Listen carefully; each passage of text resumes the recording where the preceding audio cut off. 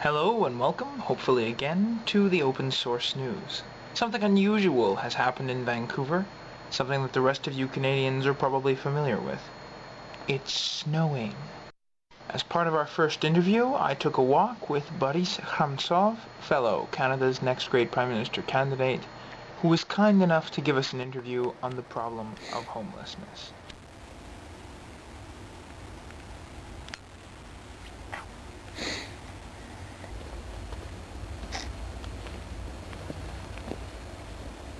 I am delighted to have Boris here. Thanks for being here, Boris. No problem, Carl. What's that you're warming your hands with?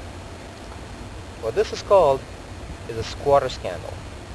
And basically, to explain this in simpler terms, it's a tuna can with some cardboard rolled up in a spiral in it and a whole bunch of candle wax meant to be melted inside.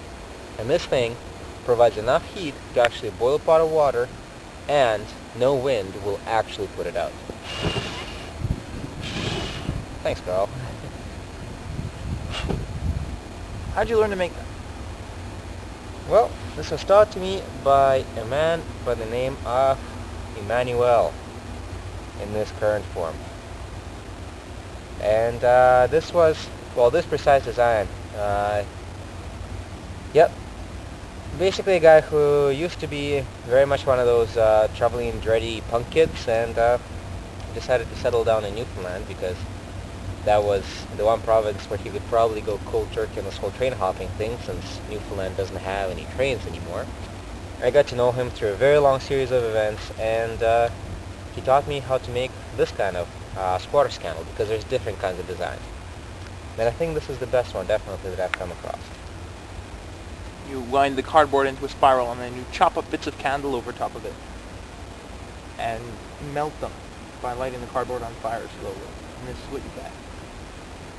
And one of the beauties of the design is that when the wax inside the candle is actually getting low, all you need to do is chop up a bit more candle and put it right on top, and it's going to melt right into the candle, and there you go.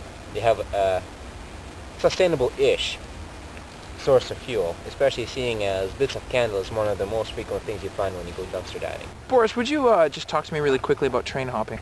That's kind of like saying, can you talk to me really quickly about cars? Just a basic, why do people do it? How do you do it? Well, as for why people do it, is it started, basically train hopping as an idea is about as old as trains themselves, because going on trains always used to cost money, and it kind of still does. And it's pretty expensive actually these days, especially in Canada. It's quite a bit cheaper everywhere else. The Cadillac of train hopping, the 48-foot container carry.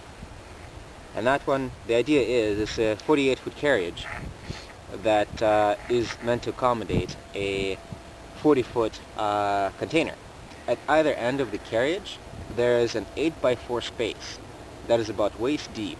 That is like a well, that if you're really keen on it, can accommodate like 3-4 people easy.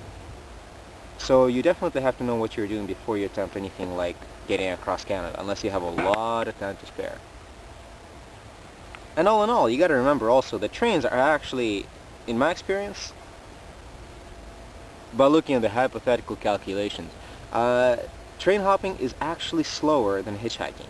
Right, but a lot of your kind of homeless population can't get a hitchhiking lift, right? You know, it's not as difficult as you'd think. Like a lot of the young street kids who hitchhike, I mean, you'd think, guy alone, has dreads, doesn't smell that great, has a dog, a ratty pack, you'd think he probably would have some difficulties hitchhiking. And even it's like, it's probably would be easier for me than for that guy.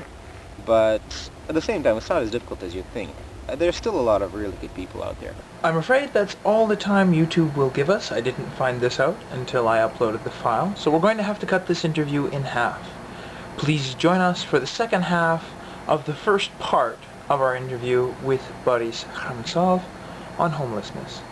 Thanks again for watching the Open Source News. Please come and contribute content at www.youtube.com/group/opensourcenews.